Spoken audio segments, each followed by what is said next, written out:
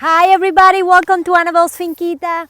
This morning I'm here in my garden and I already planted all the seeds and my potatoes are coming out. So I want to show you what it looks like, and I have all the seeds planted already.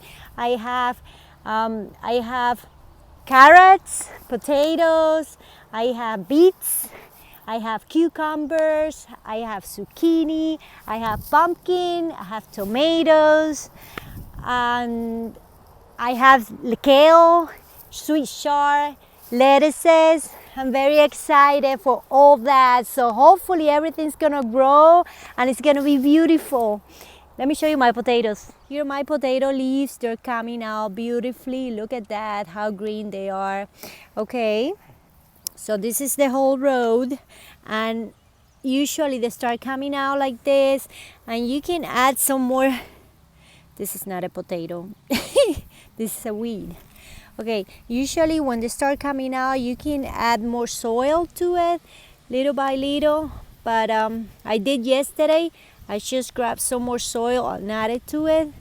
But that'll be fine. I can leave them just like that because I plant them deep, so they have enough space inside the ground to grow and give me a lot of potatoes. Look at this one here, so cute, just coming out. I have 3 types of potatoes. I have white potatoes and red potatoes. I don't remember the names because I'm new with potatoes. Yukon Gold, I think, is the yellow one that I have.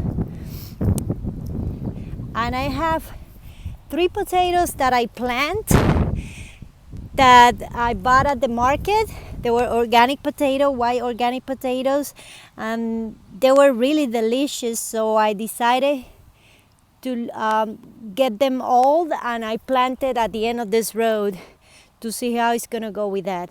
But as you see, they look very healthy, and I'm very excited about it because 2 years ago I didn't have much luck with the potatoes.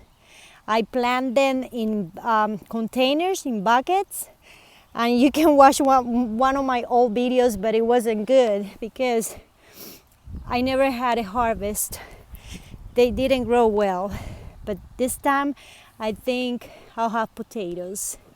Yes, guys, look at them.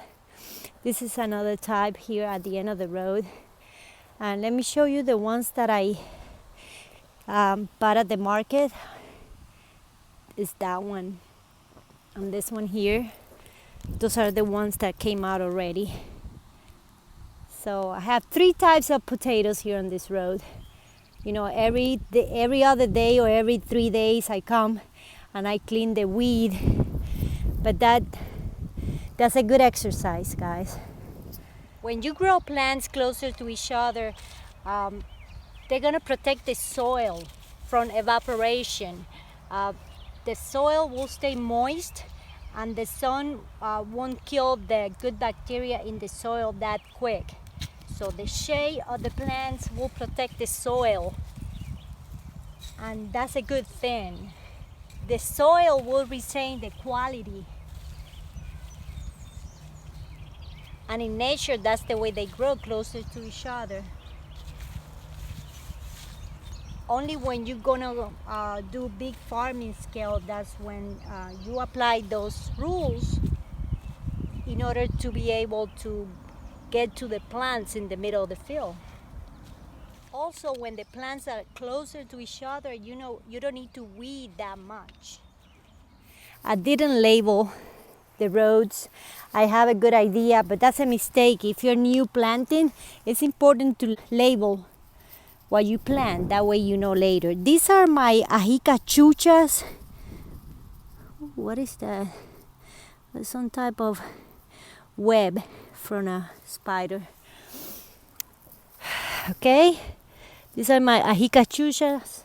I have 2 rows of ajica chucha.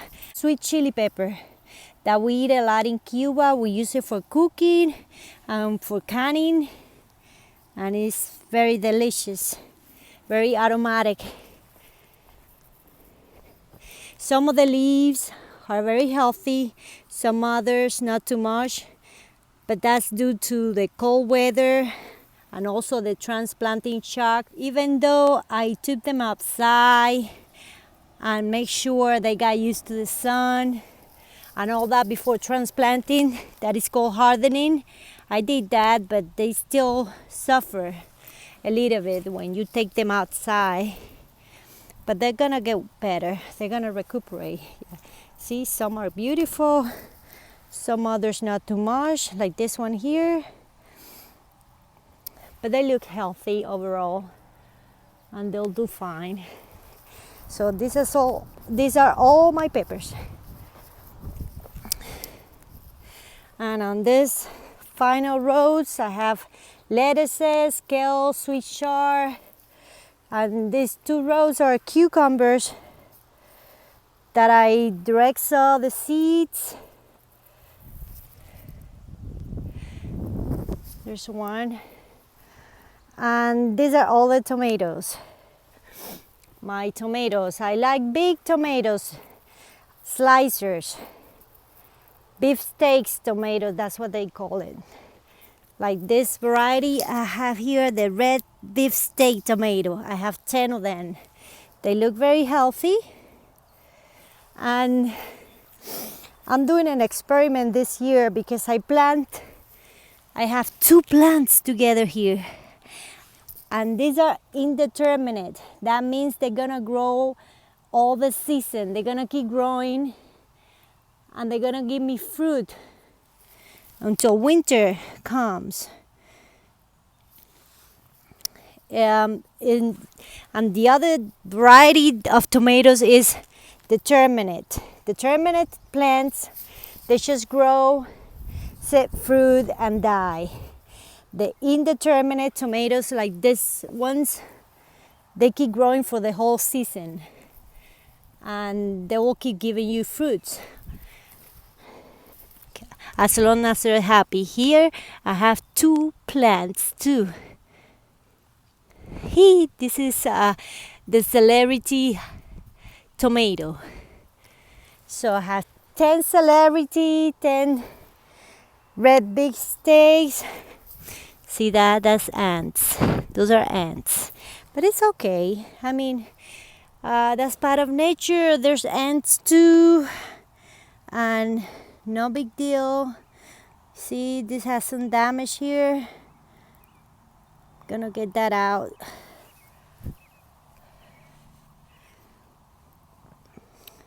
The rest looks fine. And some of the plants are 2 plants, but most of them are single plants. Who says what's the correct spacing for plants? I believe that's a very inefficient model unless it's used for big farming, for big implements like for using tractors and equipment through the fields. That's when it's very well implemented. Otherwise, I don't think it's necessary. Actually,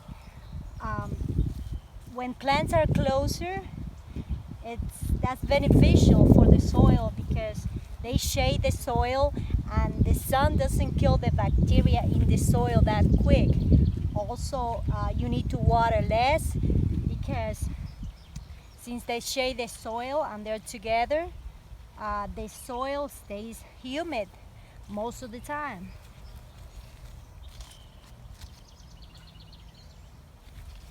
These are cucumbers plants that I had inside for too long and they got a little bit they're not dead, but they're not healthy. As you see, I'm doing an experiment here. It was too long inside. Oh, look at that ladybug. Oh, she's beautiful. Wow, I love ladybugs. They're very healthy insects that can eat aphids. Ladybugs are very, very good in your garden. You want your garden full of ladybugs. They eat the aphids, which is very bad for your tomato plants. And we have a lot of ladybugs here actually.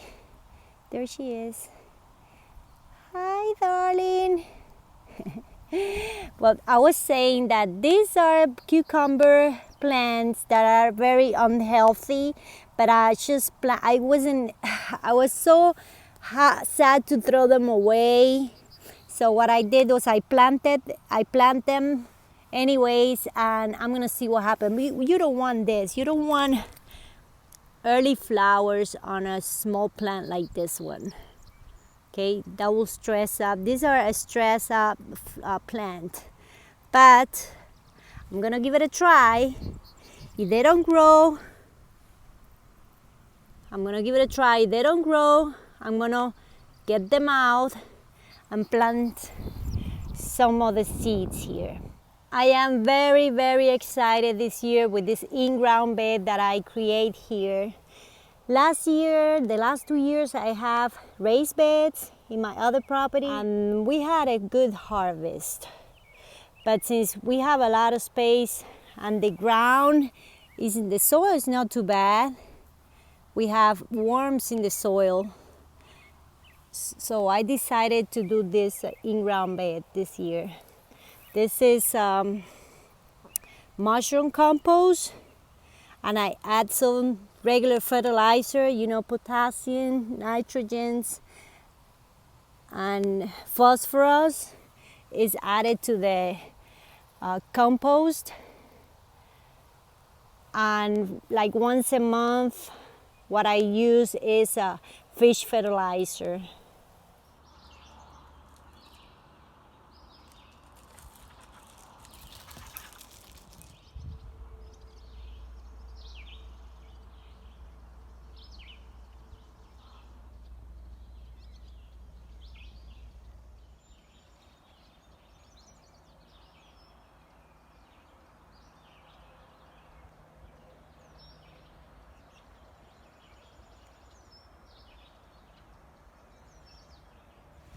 Okay guys, it started raining, and that's a great thing for your plants. That's the best water for your plants, rainwater.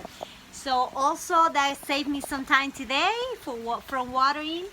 And I'm gonna go ahead and do some of the shorts inside the cabin, and I'll see you next time on my next video. Thank you for subscribing.